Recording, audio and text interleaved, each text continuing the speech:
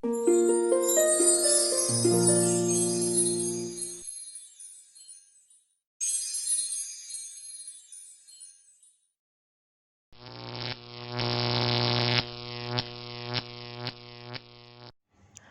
semuanya, hari ini kita akan membahas materi baru yaitu mengenai intangible asset.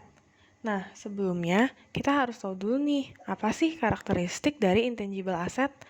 Ada 3 karakteristik dari intangible asset. Yang pertama, intangible asset dapat diidentifikasikan. Untuk dapat diidentifikasikan, intangible asset harus dipisahkan dari perusahaan, bisa dijual atau dipindahkan. Atau, intangible asset itu muncul dari hak kontraktual atau legal di mana akan ada manfaat ekonomi yang masuk ke perusahaan. Karakteristik yang kedua, intangible asset itu tidak berwujud. Aset berwujud seperti properti, plant, dan equipment mempunyai bentuk fisik. Kebalikannya, intangible asset mendapatkan nilainya dari hak dan privilege yang diberikan kepada perusahaan yang menggunakannya. Karakteristik yang terakhir adalah intangible asset bukan merupakan aset moneter. Aset seperti deposito, accounts receivable, dan investasi jangka panjang di obligasi dan saham juga merupakan aset tidak berwujud. Tapi, aset-aset tersebut merupakan aset moneter yang mendapatkan nilainya dari klaim untuk mendapatkan cash. Sementara, intangible asset tidak. Di kebanyakan kasus, intangible asset bisa memberikan manfaat untuk beberapa tahun, sehingga perusahaan biasanya mengklasifikasikan intangible asset sebagai non-current asset. Nah, sekarang kita akan membahas penilaian dari intangible asset. Yang pertama, jika intangible asset dibeli oleh perusahaan. Nah, perusahaan mencatat biaya intangible asset yang diberi dari pihak lain. Biaya tersebut mencakup seluruh biaya akuisisi ditambah pengeluaran untuk membuat intangible asset tersebut siap digunakan. Biayanya bisa berupa biaya pembelian, biaya hukum, dan beban-beban lainnya. Nah, terkadang perusahaan mengakuisisi intangible asset untuk ditukar dengan saham atau aset lain. Jika perusahaan menukar intangible asset dengan aset lain, maka biaya intangible asset adalah nilai wajar yang dipertimbangkan atau nilai wajar dari intangible asset yang diterima. Penilaian intangible asset yang kedua adalah kalau intangible asset dibuat secara internal. Bisa kita lihat di slide, ini merupakan fase research and development. Mula-mula dimulai dari proyek awal, lalu muncul pengeluaran-pengeluaran sampai intangible asset tersebut siap digunakan atau dijual. Beginning of project atau awal dari proyek tersebut kita namakan sebagai tahap riset atau research phase. Ketika intangible asset tersebut siap digunakan, maka kita sudah masuk ke tahap pengembangan atau development phase. Semua biaya yang dikeluarkan selama tahap riset atau research phase akan kita catat sebagai beban atau expense. Nah, ketika kita sudah sampai ke tahap pengembangan, tidak semua biaya yang dikeluarkan akan dicatat sebagai expense. Ada beberapa biaya yang kita bisa kapitalisasi menjadi intangible asset.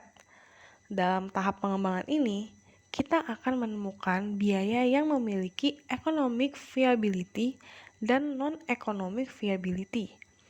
Biaya yang memiliki economic viability akan kita kapitalisasi menjadi aset. Sementara, biaya yang non-economic viability akan kita catat sebagai expense. Sekarang, kita akan bahas mengenai amortisasi dari intangible asset.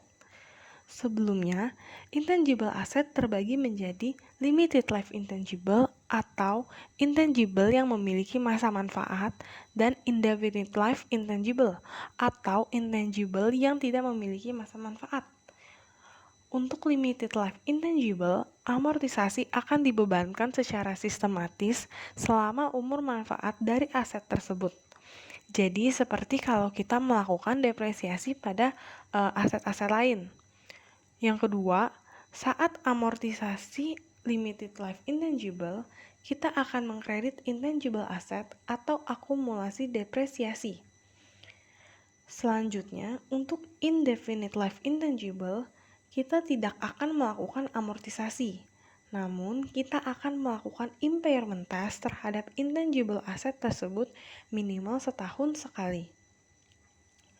Berikutnya, ada tipe-tipe dari intangible asset. Yang pertama, ada marketing related intangible asset. Biasanya, perusahaan menggunakan aset ini untuk memasarkan atau mempromosikan produk atau jasa mereka. Contohnya adalah trademark. Yang kedua, ada customer related intangible asset. Aset ini merupakan hasil dari interaksi dengan pihak luar. Contohnya adalah customer list. Yang ketiga, ada artistic related intangible asset. Aset ini meliputi hak kepemilikan untuk memainkan, pekerjaan literatur, pekerjaan mengenai musik, gambar, foto, video, atau materi audiovisual. Contohnya adalah copyright. Yang keempat adalah contract related intangible asset. Aset ini menunjukkan nilai dari hak yang muncul dari perjanjian kontrak. Contohnya adalah franchise. Kelima, ada teknologi related intangible asset. Aset ini berhubungan dengan inovasi atau kemajuan teknologi. Contohnya adalah paten. Terakhir adalah goodwill. Untuk goodwill, ada dua metode pencatatannya. Yang pertama, goodwill yang dibuat secara internal. Goodwill yang dihasilkan secara internal tidak boleh dikapitalisasi. Yang kedua, goodwill yang dibeli. Untuk mencatat goodwill, perusahaan membandingkan fair value dari nilai bersih, tangible asset, dan intangible asset yang bisa diidentifikasi dengan harga beli untuk mengakuisisi suatu bisnis. Jadi, goodwill merupakan nilai residu atau kelebihan dari biaya dan nilai wajar dari aset bersih yang diakuisisi. Sekarang kita akan membahas mengenai impairment of limited life intangible. Kita akan membandingkan nilai carrying value intangible dengan recoverable amount-nya. Jika carrying value lebih besar dari recoverable amount, maka terjadi impairment loss.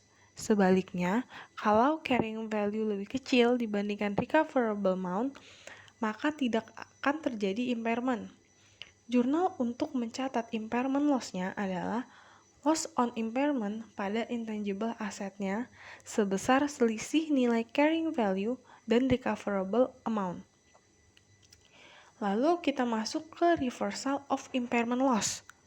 Reversal akan terjadi apabila di masa depan tidak ada impairment karena nilai recoverable amount intangible lebih tinggi dari carrying value.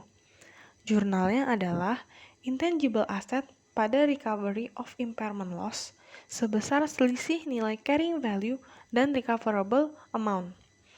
Selanjutnya ada impairment of indefinite life intangible selain goodwill. Ini sebenarnya sama kayak impairment of limited life intangibles. Kita akan membandingkan nilai carrying value dengan recoverable amount-nya. Kalau carrying value lebih besar, baru kita akan mencatat impairment loss.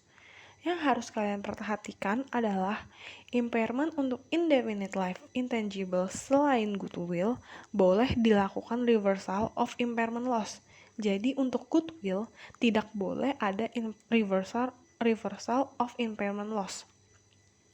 Jurnal impairment-nya sama, yaitu loss on impairment pada intangible asset sebesar selisih nilai carrying value dan recoverable amount.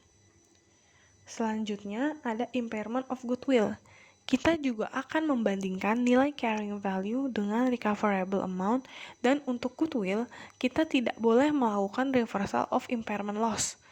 Jurnalnya adalah loss on impairment pada goodwill sebesar selisih nilai carrying value dan recoverable amount. Sekarang kita akan masuk ke exercise. Soal pertama, pada tanggal 1 Januari 2020, PT XYZ mengeluarkan uang sebesar 100 juta untuk memperoleh hak paten atas produk yang dikembangkannya. Hak paten tersebut diperkirakan memiliki hak manfaat selama 10 tahun dan amortisasi dilakukan dengan metode garis lurus. Jurnal pada saat perolehan paten adalah paten pada cash sebesar 100 juta. Jurnal untuk amortisasi patennya adalah amortization expense pada paten sebesar 10 juta. Angkanya didapatkan dari 100 juta dibagi 10 tahun useful life-nya. Soal kedua mengenai impairment selain goodwill. PTA mempunyai paten dengan carrying value sebesar 5 juta di akhir tahun 2018. PTA menentukan bahwa recoverable amount dari paten adalah sebesar 2 juta. Di soal ini, carrying value-nya lebih besar dibandingkan recoverable amount-nya, maka kita akan catat impairment loss. Jurnalnya adalah loss on impairment pada paten sebesar 3 juta. Angkanya kita dapat dari selisih carrying value 5 juta dan recoverable amount-nya 2 juta. Nah, selanjutnya mengenai reversal of impairment loss. Masih dengan soal yang sama dan tambahan keterangan di mana paten tersebut memiliki sisa umur manfaat 5 tahun tanpa nilai sisa. Di awal tahun 2020, PTA mengukur ulang recoverable amount menjadi 1.750.000. Yang pertama harus kita lakukan adalah kita harus cari dulu carrying value di akhir 2019. Tadi kita udah sesuaikan nilai paten kita menjadi 2 juta. Carrying value-nya berarti kita akan kurangkan angka 2 juta sama amortization expense-nya, yaitu 2 juta dibagi sama 5, sisa umur manfaatnya dapat amortisasi 400.000. Nanti kita tinggal kurangkan 2 juta dikurang 400.000 dan kita dapat carrying value-nya 1.600.000. Recoverable amount awal tahun 2020 itu 1.750.000. Berarti nggak ada impairment loss. Tapi kita harus ngebalikin loss yang udah kita catat sebelumnya. Jurnalnya adalah paten pada recovery of impairment loss sebesar 150.000. Selanjutnya soal mengenai pencatatan dan impairment untuk goodwill. Tanggal 1 Januari 2020, PTA membeli PTB seharga 50 juta. Fair value dari aset PTB adalah 65 juta dan fair value liabilitasnya adalah 20 juta. Diketahui recoverable amount goodwill tahun 2020 adalah 4 juta. Jurnal untuk mencatat goodwill-nya adalah kita akan mendebit aset 65 juta, mengkredit liabilities 20 juta, dan mengkredit cash 50 juta. Nah, karena masih ada selisihnya, maka kita akan catat itu sebagai goodwill sebesar 5 juta di debit. Untuk impairment-nya, carrying value-nya 5 juta, lebih besar dari recoverable amount-nya 4 juta. Maka kita akan catat loss on impairment pada goodwill sebesar 1 juta, didapat dari 5 juta dikurang 4 juta. Selanjutnya kita akan masuk ke soal terakhir, yaitu biaya yang dikeluarkan oleh PTC terkait paten baru yang dimilikinya tanggal 1 Januari 2020. Biaya riset 55.000, biaya perolehan 100.000, biaya legal lainnya 25.000, biaya administrasi umum 10.000. Biaya pendaftaran paten 30.000. Nah, kita disuruh tentuin biaya yang dikeluarkan PTC, biaya yang dapat dikapitalisasi, dan biaya yang harus dicatat sebagai beban. Untuk jawaban poin A, kita akan tambahin nih semua biaya-biayanya. 55.000 ditambah 100.000 ditambah 25.000 ditambah 10.000 dan ditambah 30.000. Sehingga biaya yang harus dikeluarkan oleh PTC totalnya menjadi 220.000.